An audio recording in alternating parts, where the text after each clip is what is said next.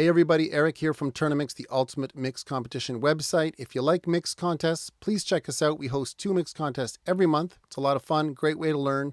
So check the link below. And also we give out free multi-tracks just for subscribing. So you can get 3 songs to use in your resume there.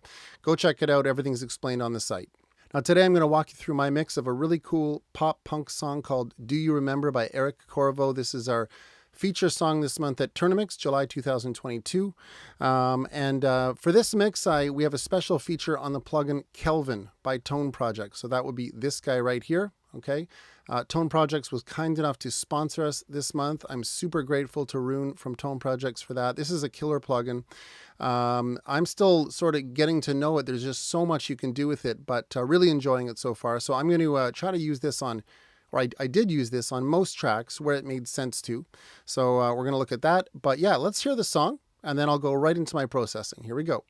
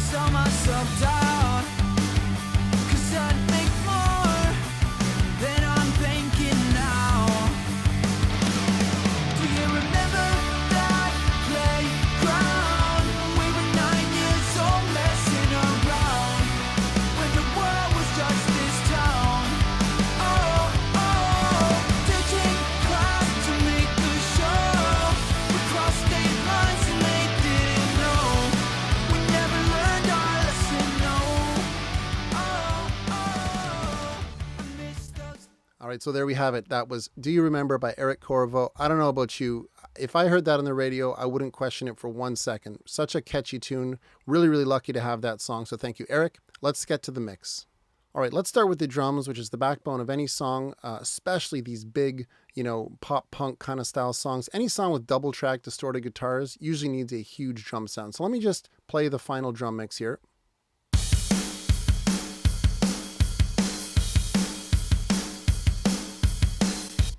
Right, I've noticed from referencing a lot of pop punk for this mix that they have huge kick and snare, like really, really big, bigger than I thought, especially the new Machine Gun Kelly album. Holy cow, the shells are mixed so loud, but it just sounds so good.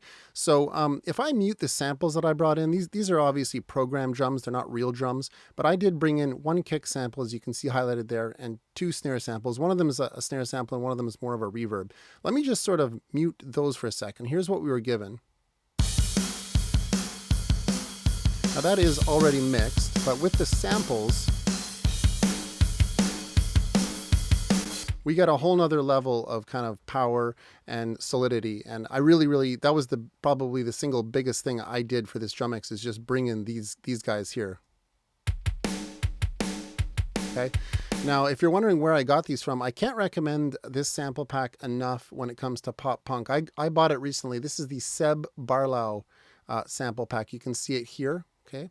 And it's cheap. I'm not affiliated with Seb Barlow at all. I bought it recently and I happen to be enjoying it. So that's one to check out. Just Google Seb Barlow one shots. You'll find it. So those were the samples that I brought in. So let me just zero out the drums here. I really didn't do much to them because, again, they were programmed, so they already kind of sounded great. And again, these samples were the biggest thing. But let me just go through it real quick. All right, so here's the true raw drums as they were given to us, just with a decent balance on them. All right, so right out of the gates, your first clue should be that you're not going to have to do much to those because they already kind of sound perfect, right? So, for example, like on the overheads, all I really did is bring in a little bit of compression, and I used Kelvin to kind of de-digital them a little bit, okay? So I used Kelvin here to roll off some high end, and I just kind of left it in the default drive state here and picked a couple of saturation modes that I liked. So we're going to see a little bit of compression here on the overheads. Not much. Okay, but if I turn Kelvin off, you'll notice just this slightly unnatural high end on the cymbals. That kind of bothers my ear a bit. So just darken them just a hair. Again, we're not looking for big changes here because these are perfect programmed MIDI-based drums. You know, they already sound great. So that's all I did for the overheads.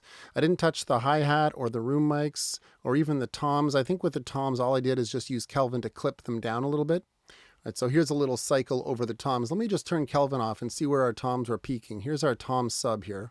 All right, so those are peaking. The sub was peaking at minus 3.3, and I'm pretty sure I just used this to kind of hack down some peaks. So you see that the sound is basically not changed, but now we've lowered the peak value by 6 decibels. That is huge. Can you imagine if your final limiter, when you went to master this, had to deal with 6 decibels of extra peak value? That's crazy. So again, we don't hear much of a difference in sound. Here's raw, right? And here's mixed. I can barely tell the difference, but you can see I've driven quite a bit of this purple mode here. This is a sweet enhancement of lows and highs based on 2 circuits of American heritage. I love these little write-ups. They're so fun. So yeah, just using it as a clipper. I also have the clipper on. You can see that lighting up here. Okay, if I turn that off, so actually it was the clipper that was doing most of it. This saturation was doing, you know, kind of just giving it some vibe, I guess, but it was actually the clipper that's doing most of the peak reduction. So that's all I did for the toms. Not a big change in actual sound. Let's take a look at the kick now. All right, so again, the kick sounded great in its raw state. So, you know, I did a little high pass and a little bump here to bring out some attack.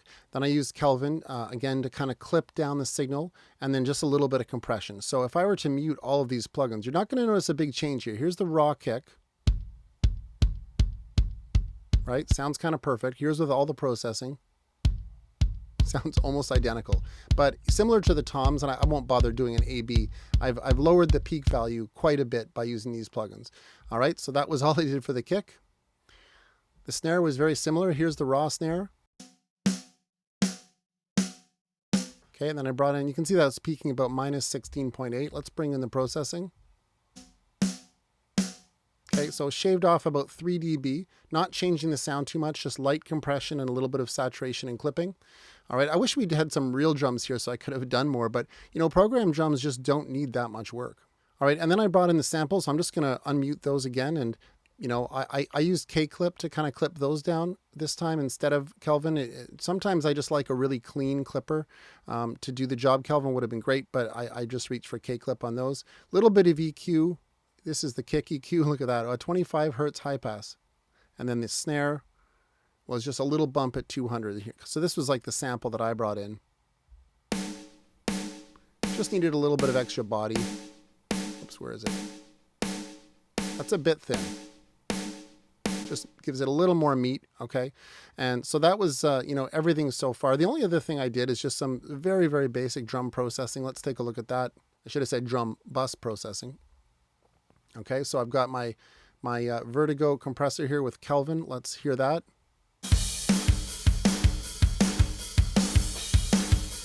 So you can see, like, you know, about 3 dB of compression. I'm using a fast attack. I've been experimenting with fast attacks more recently, especially with this compressor. It seems to be able to handle it really well. So kind of a fast attack and a 100 millisecond release here on the compression. Turn it off.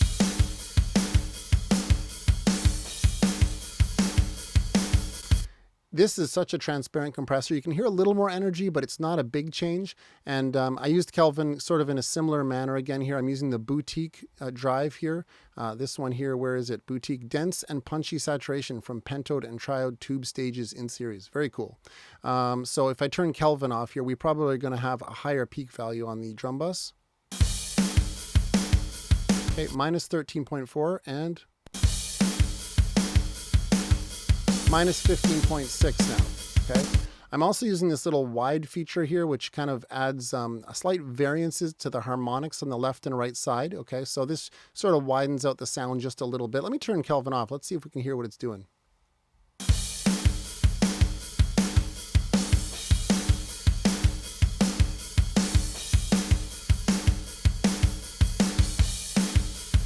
It's subtle, but it gives that extra little bit of energy. And again, it hammers down peaks. I just love this. It's such a transparent way of working for saturation. Now, of course, you can make this thing go crazy. If we were to crank the knobs, we could just blow it out of the water. But I didn't really feel that the drums needed anything too obvious for saturation. I just wanted to kind of hammer them down a bit. And then, as almost is always the case here with drums, I'm using some parallel compression. So I'm using the Monster here. So this is the parallel smash track. Okay, and this is just the, this is actually just a send from the kick that was given to us, okay, the original kick, not the samples I brought in. Kick and snare, you can see the send 7 here, that's sending over to my parallel crush track here, okay, and then just hitting it hard. Okay, so if we listen without the parallel compression, let me just mute the parallel compression here. So here's like what it would have been. And we bring it in.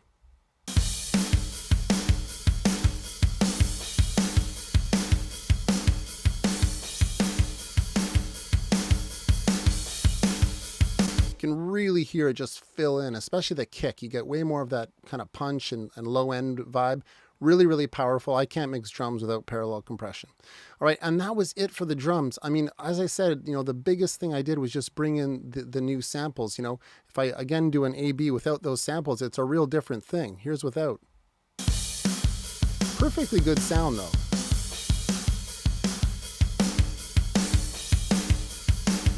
And in context of the full mix, once the guitars are going, that was like the biggest game changer by far. So that was everything for the drums. I lied, there was one more thing. I also am limiting the sum total of all the drums. So my drum bus and my crush track, which I call snickums, snare kick toms, okay, a little joke I make with myself, that is arriving over here. And you can see a bit of gentle peak limiting, not a lot. Right? I think of that as just like a protection net or a ceiling that just, you know, nothing's going to get by that. All right, so let's move on to the bass now.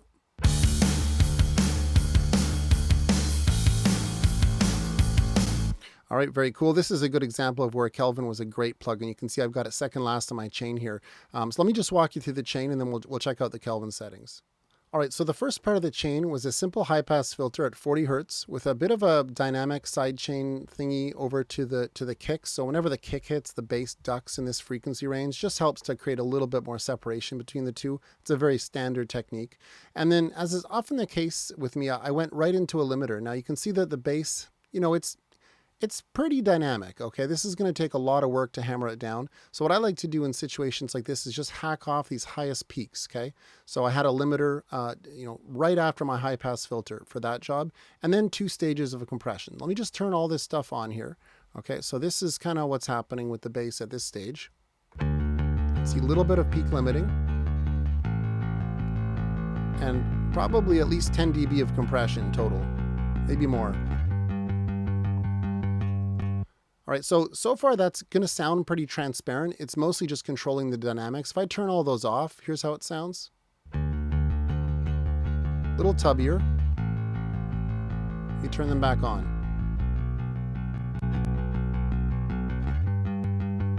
So what I hear there is just more solidity. It's like the same basic sound, but a little tighter with the high pass filter and a lot more stable. Let me show you the rest of the processing now. So at this point I decided, okay, I needed a little bit more control at the very end of the chain. Okay, so a little bit more limiting. You'll see I've got a limiter at the start, before the compression, and after. So here's another limiter. Okay, so you can see that it's consistent gain reduction now.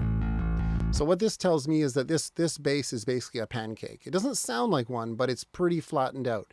And I like to do that prior to saturation because then the saturation stays very even. If you feed a saturation device like Kelvin something that's very uneven, like let's say I'd put it first in the chain, I mean, it might work. And of course, that's how tape used to work, right? I mean, you didn't limit the signal in a mix and then run it through tape. It was, you know, tape was being hit with all sorts of dynamic material. So there's nothing wrong with putting a saturation device first. But I like, especially in modern music, I like to have it be kind of later in the chain. So this was a big move adding Kelvin. Let me just get rid of this limiter here. So let me turn Kelvin off. So this is where we were. Sounds good, but just a bit sterile. Let's turn Kelvin on. Brings in a little bit of that fuzz.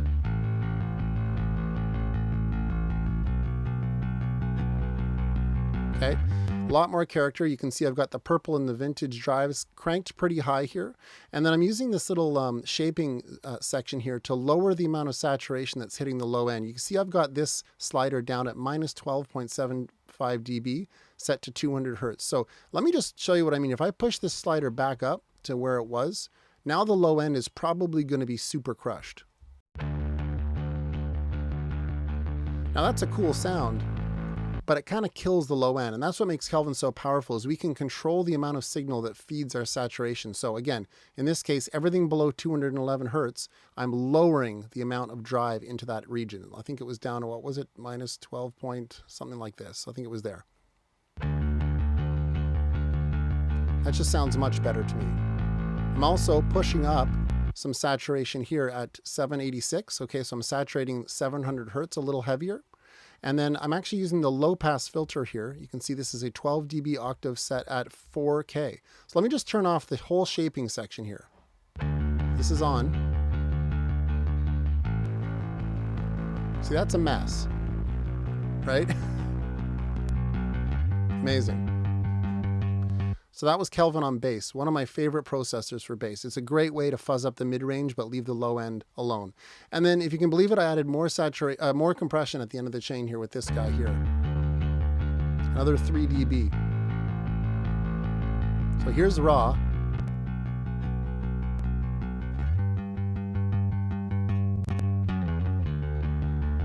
And we have a pretty cool bass sound. So here's raw with the drums. Sounds fine.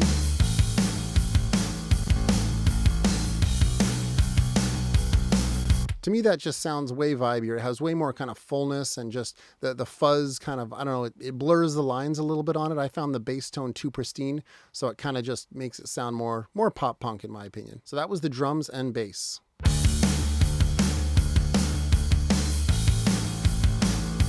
Let's bring in some guitars now. Just going to unmute the bass and the bridge. It was very similar kind of thing. Let's take a look at those guitars. I'm going to unmute all the guitars. Let's hear it quickly.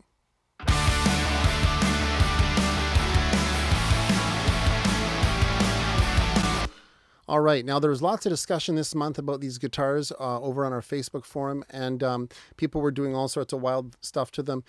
I don't know, for me, I don't know why. I did almost nothing to them, like literally nothing. I mean, what did I do here? On the main rhythms, I added a little high pass, okay?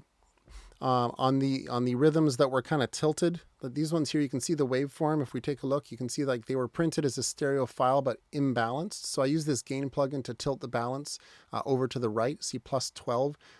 What I should have done is split this out into 2 mono tracks and then gain stage them to be equal there. But I think I was in a rush, and so basically they were kind of tilted. You hear them over on the left. And with this plugin, just sort of centered them a bit. I don't even know if I got it quite perfect. Again, I should have split that up, but really nothing, no real special mixing tricks there. And then we've got this little lead part here, which I just probably high passed. Okay. Kept the exact same sound, but just kind of tightened everything a bit. We've got this little picking line here that comes in during the chorus. It was this guy here. That's all I did. And then, we had this other little lead part over at the end here that came in, this guy. It's too boomy that way. Okay. And that is all I did to the guitar. So I did basically nothing. I mean, if you were to mute all those plugins, you wouldn't even really hear a difference. You can see this Send 42 here. That's going to a plate reverb. So, I added a little bit of reverb to this intro guitar here. I also filtered it a little bit.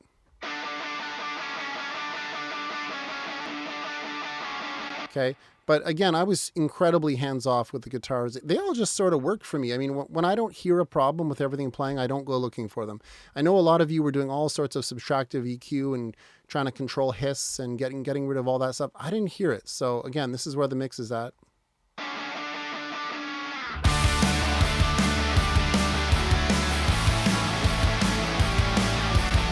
Sounds like pop punk to me. And actually, while we're on this little intro here, I want to just remind everyone how important it is to reference actual commercial pop punk. I had a bunch of people send me their mix for review this month.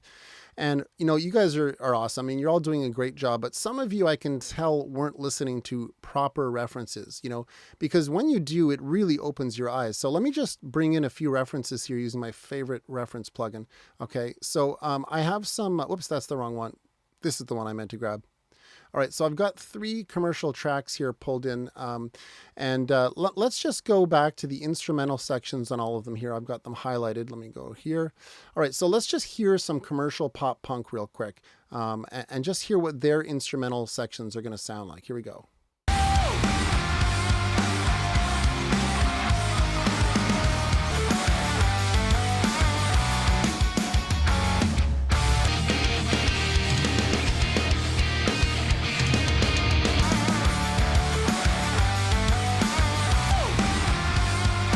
All right, so that gets our ears tuned a little bit. So I'm going to sort of compare my instrumental section to these songs here. And obviously they're different productions. We're not looking for an exact sound, but this really helped me get a sound that was close to what I think is, you know, a commercial kind of vibe. So let's do a little comparison. So when we're on the original, we're on my mix, and then the reference is the reference. So here we go.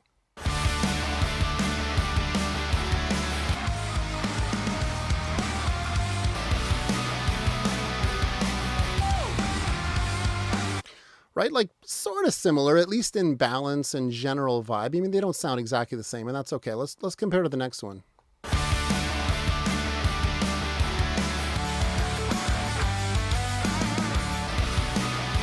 Now, the reason that I'm showing this, okay, is that what happened to me this month is I didn't reference at first. Let me just turn that off. And what I did is I was sort of foolish, and I used tonal balance control to judge my mix. Now, let's take a look at tonal balance control set to rock here.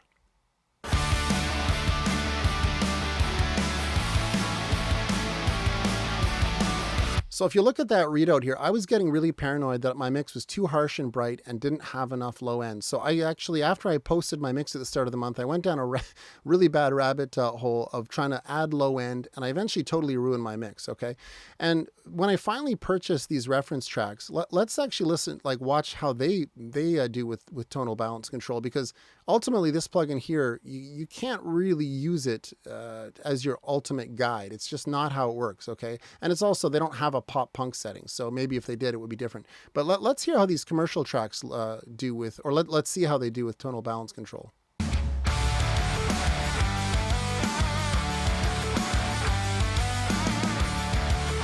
So it's a very similar thing. Quite a lot of mid-range and high-end, almost no low mids, and then quite a lot of subs. Let's go to the next track.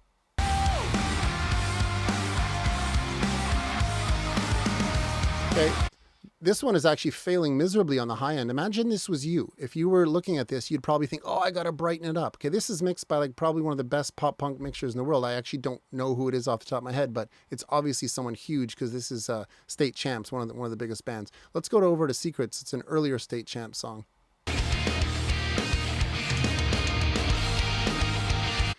Now, again, be honest. If you saw that, you would get freaked out by that. That does not look good. Let's go back to mine now.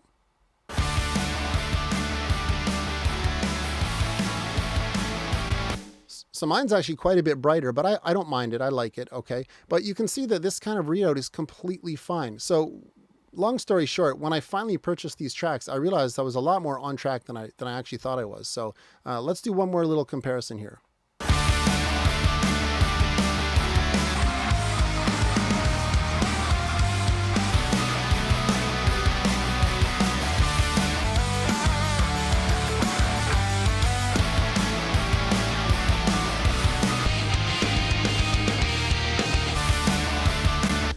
Works for me. All right, let's get to those vocals, which for me were really, really challenging. This was definitely the part of the mix that made me do a million revisions. Okay, I got the band together fairly quickly, but yeah, they were well sung. I really like the vocalists. Like here's the final mixed vocal in the verse. Pull up my 90s Chrysler. He's great. I think he was a session singer. I'm not sure if this is Eric Corriveau actually singing. I think he just wrote the song, but don't quote me on that. So let's take a look at the processing for the vocals. I'm going to mute all of my effects for now and just mute the whole chain and just kind of build this thing back up in the verse for you. All right, so my starting point was getting a high pass filter on there, pretty high at 200 hertz. And I found he had a lot of this kind of nasally boxiness in this kind of area. Like here's 500 hertz, 800 hertz. I actually did give him a little presence bump, but your typical kind of low mid boxy cleanup and low end cleanup, and then into 3 stages of dynamics control here. So 1176, AR1, and a final limiter. Let's just watch that for a second. Pull up my 90s Chrysler. Oh, thank God. So pay attention to the compression here. I know some of you who are just starting out, I was certainly this way, we're really shy about compression. I remember I'd watch the needle with a lot of angst or a lot of anxiety, like, holy cow, like it's going nuts. But listen to, like, on certain words, we're getting almost 20 decibels of compression. And that's just the first stage of compression. So watch again. Pull up Watch this. my 90s Chrysler. Oh, thank God. So yeah, on the word God, we're probably getting close to 20 dB of compression. Then there's another 5 or 8 over here, and then some final limiting. Pull up my 90s Chrysler. Totally works. Let me mute the EQ. Pull up You hear a lot of my boominess. 90s Chrysler. Oh, thank God. I'm not broken down. All right, so that was my first thing, was just absolutely pinning that vocal down. I mean, this again is a pancake, but this kind of genre needs that type of aggression and that kind of compression. Very, very common. Then I added a simple de-esser, okay, doing at most 6 dB of de-essing. And then I brought in some soothe, okay. Soothe is I don't use this that often, and I honestly don't know that I've ever really fully found my stride with it, but this vocal had a lot of weird resonances in it, so I kind of, tamed them with that. Pull up Just gently. my 90s Chrysler. Okay. And then I felt like it was still boxy in this area here. So this kind of, again, this 500, 800 area, this was nasty on this vocal. Pull up So here's without. my 90s Chrysler. It took me a long time to have enough sensitivity in my ears to hear this kind of stuff. But if you listen closely, Pull up my 90s Chrysler. like a garbled sound, Pull up my 90s Chrysler. cleans it right up. Oh, thank God. All right, and then last was some saturation with Kelvin, okay? And again, I love this plugin on so many sources. It's the kind of plugin you could literally use as your only saturator, because there's so many different options and variations. Like here I'm using the high G or high 1 and high 2, however you pronounce that. Let's listen to that. It's pretty subtle, okay? Because I actually thought this vocal almost sounded distorted in its raw state, like it had hit a preamp too hard or something, but let's hear this. Pull up my 90s Chrysler. Okay, now you notice I'm also cutting here some 600. Again, I really didn't like that region. Okay, so I'm using Kelvin's EQ to cut 600. And then I'm actually using a low pass filter here set at 18K. Okay, so this is a 6 dB per octave low pass filter. So it's actually darkening the signal a little bit. Let's hear if we can hear a difference on and off. Pull up my 90s Chrysler. Oh, thank God. I'm not broken down. Really subtle. What I hear is it just sort of tightens the sound. This EQ I think really helped, but the saturation also just seems to give it a little coating of presence and solidity that just kind of makes it sound better, to my ear at least. Let's hear that one more time. Pull up my 90s Chrysler. Oh, thank God. I'm not broken down. Yeah, it's very, very subtle. Gives it an extra 10% to my ear, though. All right, and let's hear it with the effects now. Pull up my 90s Chrysler. Oh, thank God. I'm not broken down. See, and in context with everything playing, that like probably close to 30 dB of compression, I don't hear it. I certainly don't hear it as a problem. Like I don't hear any unwanted effects of compression. It just sort of sounds like a modern vocal. All right, so I'm using, what am I using here? I think I've got 3 different delays going and some microshift. Let's just dissect that for 2 seconds. So the first effect was a stereo delay with 180 milliseconds on the left and 220 milliseconds on the right. This is a total ripoff from Jordan Valeriat. I think he uses something like this. It seems to me, I watched a video he did a long time ago where he said this is like the only effect or the same effect that he uses on every vocal. So I couldn't remember exactly how he set it up, but I thought I'd try it out. So this gives it kind of like just a slight widening, slight ping pong sound, but it's a very tight sound. So here it is with just that effect. Pull up my 90s Chrysler. I love that. It's so cool. It just, again, you don't hear it as a long echo, especially not in the mix, but it gives it that kind of excitement on the sides. Pull up my 90s Chrysler. Okay, and that's on the tape setting. Then I brought in some micro shift, which we all know. It just gives it that nice, lush, wide, chorusy sound, this kind of vibe, Pull up right? my 90s Chrysler. Oh, thank God I'm not broken down. You know, even just that works pretty good. Let's see what the other effects were. So then I've got Echo Boy doing a ping pong delay. Let me just close out this guy here. This is the third send in the chain. So Echo Boy doing what's probably like a quarter note. Yeah, quarter note ping pong. Let's hear that. Pull up my 90s Chrysler. Yeah, so that's a more distinct echo, right? And in context, you don't hear it nearly as much, okay? And then I added another delay, I believe, here. Probably too many delays going, but hey, I thought it worked. Last one here is this guy. So we have a quarter note delay, and this one is probably just not, it's just not a ping pong vibe. It's more like this kind of sound. Let me mute the ping pong here. Pull up my 90s Chrysler. Yeah, so it's just kind of like if I were to mute everything but this last delay, this is what it's doing. Pull up my right? Standard kind of quarter note vibe. And let me just put everything back in. Pull up my 90s Chrysler. Oh, thank God. Yeah, and then in context. Pull up my 90s Chrysler.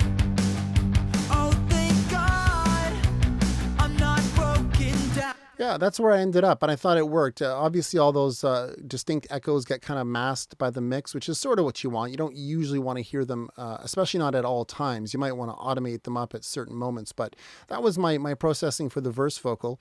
And then I can't remember how I provided the tracks to you guys. I'm pretty sure I provided them as one file. You can see here that I split them off and did all sorts of things here, but this is not how it was provided to me, so I think it's within the job of every mixer to do their own gain staging and their own malting.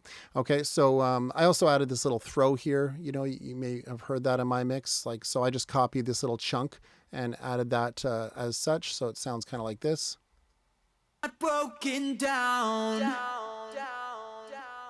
So you can obviously automate this as a send, right? I actually copied the part over. Sometimes I find that easier when I want a lot of repeats that I want to control. All right, so that was a little effect that I did there. The pre-chorus vocal, basically I just copied over all of my settings, but then adjusted them because the tone changed in the pre-chorus, okay? It was pretty similar to the verse, but there was just subtle differences. And then I won't bother showing them because it's kind of the same thing. And then in the chorus, I found there was this nasty high end kind of thing, and I really wrestled with it. In the end, I used Kelvin at the end of the chain, just like I showed for the verses, but I actually ended up using a 36 dB per octave slope set at 1300 hertz. Okay, so a pretty aggressive low pass filter. Let me just play the chorus vocal in solo, and I'm gonna mute the low pass filter to show you what I mean. So let me start with it off. Here's that high end I was talking about. Do you remember that playground? Okay, now what I wrestled with was that high end kind of stings my ears, but it also allowed it to cut through the mix. But finally I got rid of it, and I think it just really calmed things down. Do you remember that playground? We were 9 years old messing around when the world was just this town. Oh, ditching class to... You hear it there? That is nasty. Ditching class to... Yeah, that's too harsh for me. So with the low pass on...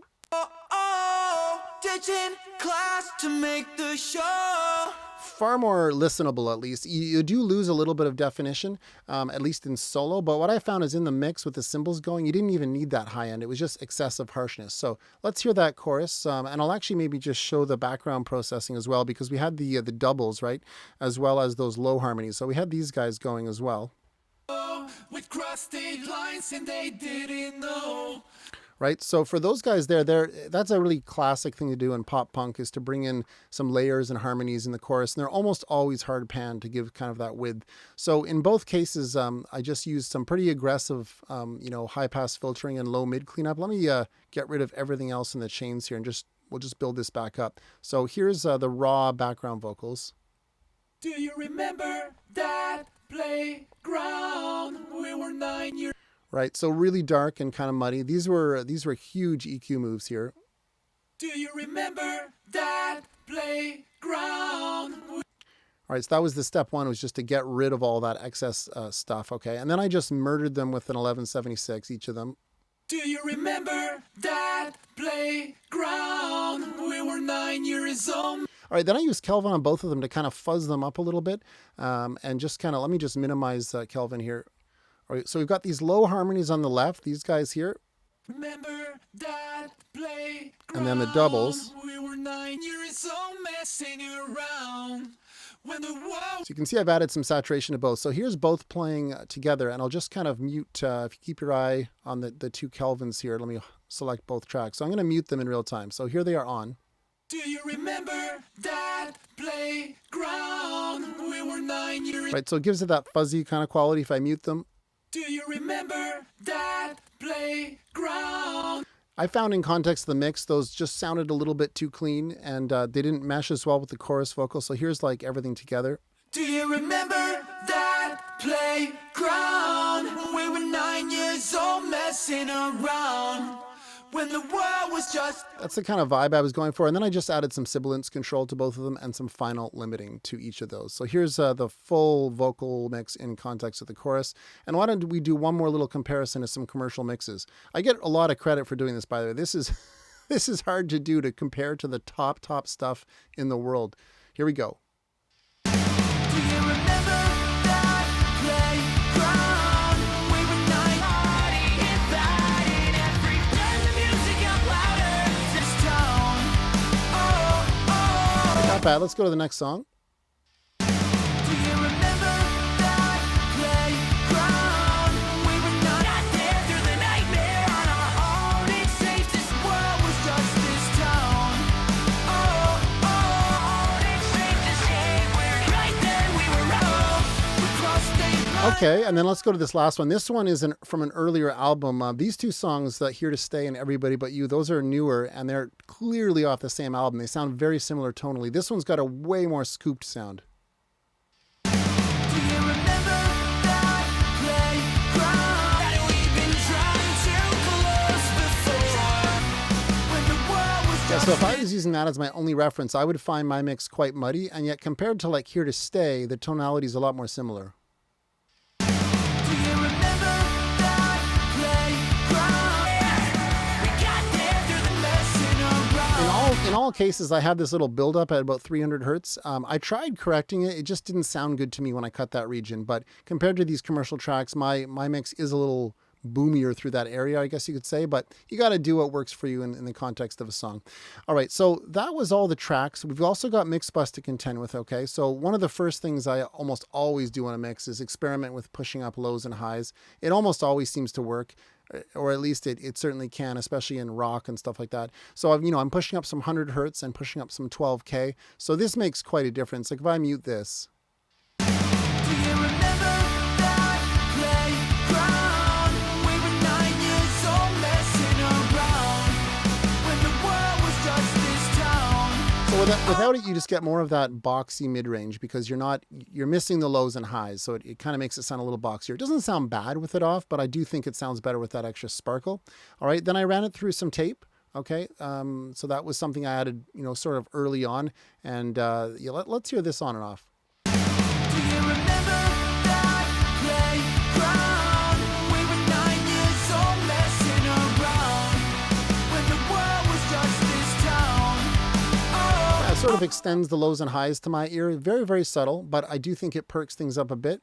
All right, and then I used Kelvin. Okay, and this is probably one of its best uses is mix bus, although I found it to be good on just about really any source so far. So I'm using the purple and vintage. Okay, these seem to be my two favorites for whatever reason. Okay, I'm using the two stages in parallel. As you may remember if you saw my video on Kelvin, there are different ways you can work with it. So far I'm enjoying parallel because I find it the easiest. Okay, and then I'm using its EQ to push up some love at 100 hertz here. So this is kind of more of that smiley face vibe is pushing up some low end. So we've got half a dB at 100 hertz. Okay, this is standard EQ when we're on the right sliders. And then I'm also pushing up some high end. Okay, so everything above 7K is being pushed up here by 1.5 dB, so that's quite a bit. I'm also saturating the high end a bit more and using the wide control here to kind of widen out the sound. Let's hear this guy in action. Do you remember that playground? We were 9 years old messing around when the world was just this town. Oh, Yeah, this is awesome. I really love what it's doing there to the lows and highs. Sounds really good. And actually, I can really hear this wideness working. It is subtle, like an average listener would never notice something like that. But when I turn it off, I do find that the mix becomes more narrow and just not as defined. Let's hear that again. do you remember that playground? We were 9 years old messing around when the world was just this town. Teaching class to make the show. We crossed state lines and they didn't know. We never Yeah, that's completely awesome. To me, what that sounds like is where you take a mix and you don't radically change it, but you send it off for mastering and it just comes back a little better, right? So it's not like it completely changes the mix, and how could it, right? But it's like it preserves the sound of what I had, but it just gives it that extra little bit of width and oomph that I associate with getting like a nice mastering job done. All right, and then finally I did add some more EQ. I'm using Clairphonic, okay, and the mid-range band from UAD here on the Pultec. So these two are probably doing quite a bit as well. So let me just mute this guy and work with just Clairphonic here.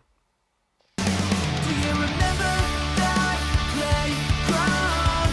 We were 9 years old messing around when the world was just this town.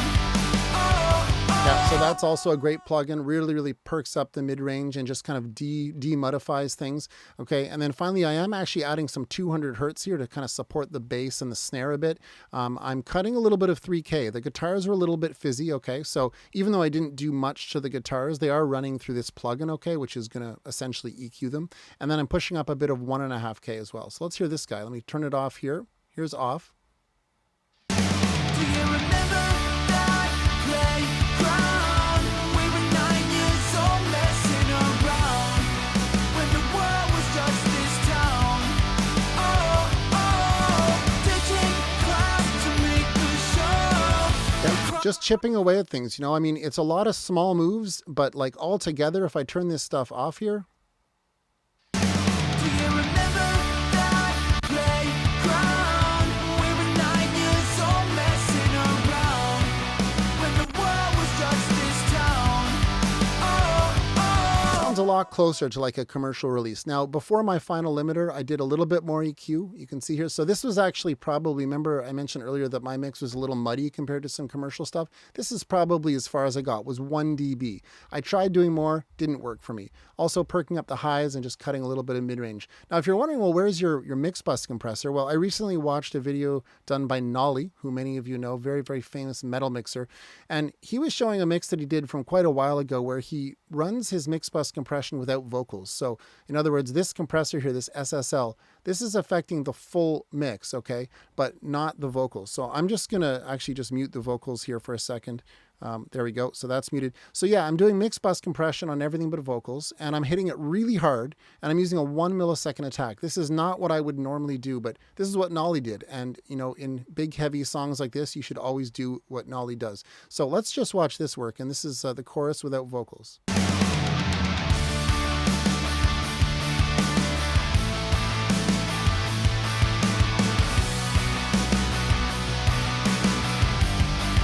So what I hear with this is it really makes the guitars come to life. So let me turn it off again and listen to the guitars.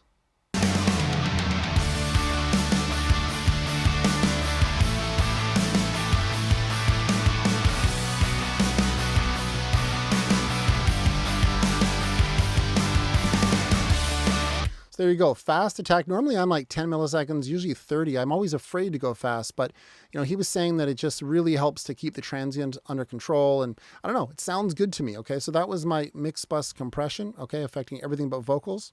And that's basically the full mix. Now they're like on a smaller detail or a smaller level rather, like on my all instruments bus, I am using Pro Q3 here to gently tame. Like this is really subtle. Like this is like, what is this? Like hardly anything. Okay, but a little bit of harshness control there, and then I'm also using it to dip the low mids of the band whenever the vocal is singing. So this is like a side train trick here. So when the vocal is singing in the chorus, it's dipping out a little bit of this low mid area here on the band. It just allows the body of the vocal to come through. Okay, and then on the all vocals too, like I am using mag on this group here. So if I play the vocals, do you remember that playground? Okay, so I'm using mag here to boost quite a bit of high end. Okay, so we've got 10K boosted up, and I'm also cutting that 650 range. I have done so much cutting in that range in these vocals, it's insane. Do you remember that playground? We were 9 years old messing around.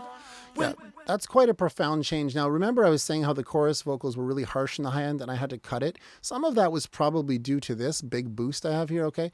But it's one of those things where like I thought it made the vocal sound really good, except that very, very high end, which I corrected on the one vocal. But listen to the difference on and off. It's so much muddier without it. Do you remember that playground? We were 9 years old messing around. Right, huge change there. And then I've got Pro Q3 dipping out a little bit of harshness here, not much at all. Do you remember that playground? Okay, that's about 1.5 dB of harshness control. And that's really about it. I think I've shown every setting we've got here, okay?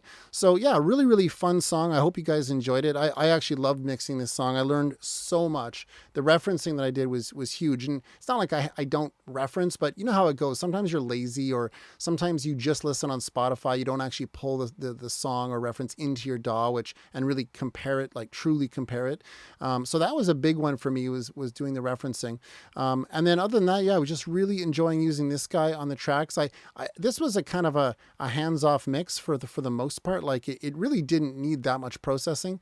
But yeah, I'm really enjoying Kelvin. I think it's a fantastic tool. I'm really curious to see who wins it this month. If you're someone who's new to mixing, I recommend. Honestly, I have no affiliation by saying this. I wish I did. I wish I was making millions of dollars for saying this. But yeah, if you don't have any good saturation tools, I have them all. Like I literally have every saturation tool ever built. And this one can replace a lot of them. It's very versatile. Can't say enough good stuff about it. Thanks again to Rune for that. And to anyone else who's not a TOURNA-MIX member watching this, go check us out. It's a lot of fun. We'll be back in August with 2 more mix contests for you. So yeah, consider that. Be well and happy mixing.